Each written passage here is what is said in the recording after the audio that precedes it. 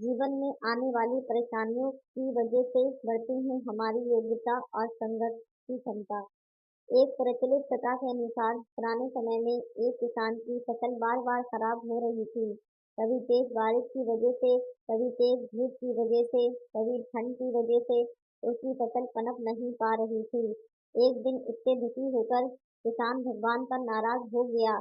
वह भगवान को लगातार कोस रहा था। तभी वहां भगवान प्रकट हुए। किसान ने भगवान से कहा कि भगवान, आपको खेती की बिल्कुल भी जानकारी नहीं है।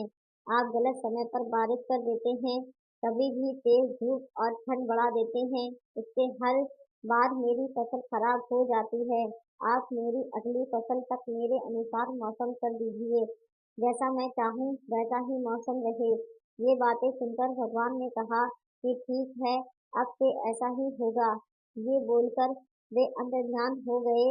अगले दिन से किसान ने गेहूं की खेती शुरू कर दी। अब जब वह बारिश चाहता था तब बारिश होती, फसल के लिए जब उसे धूप की जरूरत होती तब धूप निकलती।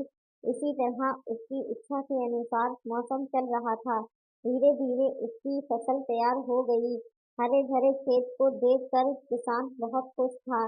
जब फसल कटाई का समय आया तो उसने देखा कि फसल की बालियों में गेहूं थे ही नहीं, सब की सब खोखली बालियां थीं। ये देखकर उसने फिर से भगवान को याद किया।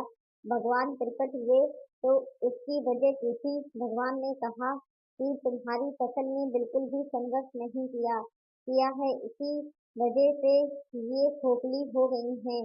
जब फसलें तेज बारिश में, तेज हवा में खुद को बचाए रखने का संघर्ष करती हैं, तेज धूप से लड़ती हैं, जिस तरह सोने को चमकने के लिए आग में तपना पड़ता है, ठीक उसी तरह फसलों के लिए भी संघर्ष जरूरी होता है। ये बात किसान को समझ में आ गई और उसे अपनी भूल का एहसास हो गया। इस कथा की सीख यह है कि जब तक हमारे जीवन में बाधाएं नहीं आती, तब तक हमारी प्रतिभा में निखार नहीं आता है। बाधाएं हमें साहसी बनाती हैं। परेशानियों की वजह से ही हमारा सही विकास होता है। तो प्लीज़ हमारे चैनल को सब्सक्राइब करिए, लाइक करिए, शेयर करिए और आप सभी का कहानी सुनने के लिए बहुत बहुत धन्यवाद।